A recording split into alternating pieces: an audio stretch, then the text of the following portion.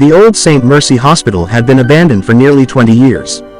At least, that was what everyone believed. The building stood alone at the edge of Black Hollow Forest, hidden behind rusted gates and overgrown weeds.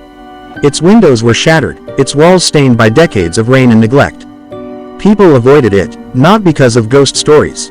Not because of rumors, but because of the strange disappearances connected to the place. 3 hikers, a security guard, a photographer, a group of urban explorers. All gone. No bodies. No clues. No explanations. The police eventually closed every investigation. Officially, the cases remained unsolved. Unofficially, nobody wanted to talk about St. Mercy Hospital anymore. Especially after sunset. Unfortunately for Daniel Carter, he didn't believe in rumors. Daniel was 28 years old and worked as a documentary filmmaker. His online channel focused on exploring mysterious locations. Abandoned prisons, forgotten tunnels, haunted houses. His audience loved suspense, and St. Mercy Hospital was the most requested location by far. For months, viewers flooded his comment section. Go to St. Mercy. Spend the night there. Find out what happened. Daniel laughed at the stories. Every haunted place had rumors. Every abandoned building had creepy legends. Usually, the explanation was simple. Homeless people, criminal activity, wild animals. Nothing supernatural, nothing mysterious, just fear. And fear made people imagine things. That was why Daniel agreed to spend one night inside the hospital. One night, one camera, one live stream. He expected easy views and an entertaining video. What he got instead changed his life forever. The sun was setting when Daniel arrived. His truck rolled slowly along the cracked entrance road. Tall trees surrounded the property. Their branches formed dark silhouettes against the orange sky. The hospital appeared suddenly through the forest. Massive, silent, watching. Daniel parked near the front gate. He grabbed his backpack, cameras, flashlights, batteries, and radio equipment. His livestream audience quickly grew. Thousands of viewers joined. Comments poured across the screen. Be careful. Something isn't right there. Leave before dark. Daniel smiled. Relax, everyone. It's just an abandoned building. He pushed open the rusted gate. The loud creak echoed through the property.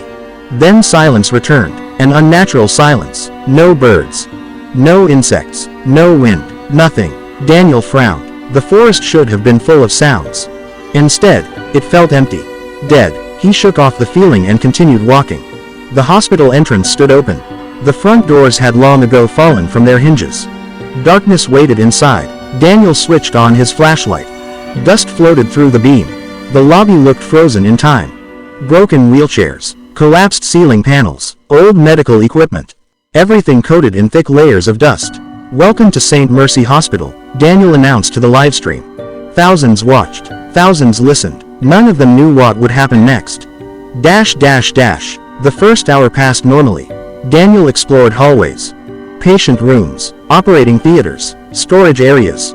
Everything appeared abandoned, exactly as expected. No ghosts, no monsters, no mysteries, just an old building. Then he reached the 4th floor. Everything changed there. The 4th floor looked different, cleaner, less damaged. The dust seemed thinner, as if someone had been walking there recently. Daniel noticed footprints, fresh footprints. His smile disappeared. The footprints led down a corridor, a long corridor, one that wasn't shown on any hospital blueprint. Daniel had studied the building plans before arriving.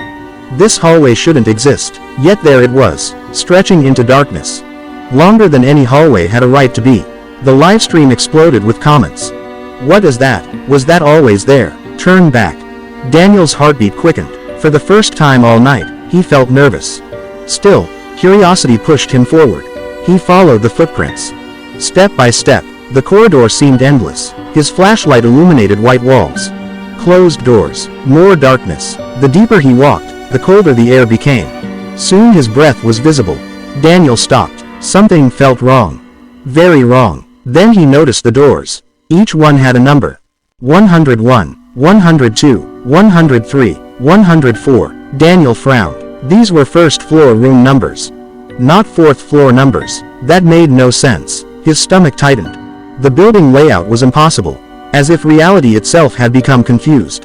Then he heard it, a whisper, very faint, very distant.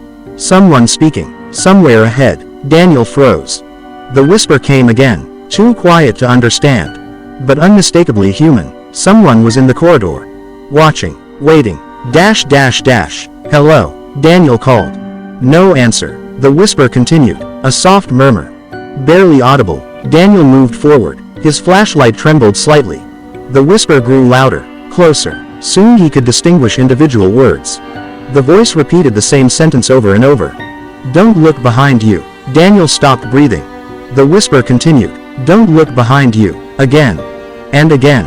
And again. His pulse hammered inside his chest. Every instinct screamed for him to turn around. Yet something told him not to. The voice sounded desperate, terrified, warning him. Don't look behind you. A cold sensation spread across his neck. As if someone stood inches away. Breathing. Watching. Daniel squeezed his eyes shut. His entire body shook. Slowly, he raised the camera, using the screen as a mirror. The audience saw it first. Thousands of comments flooded instantly.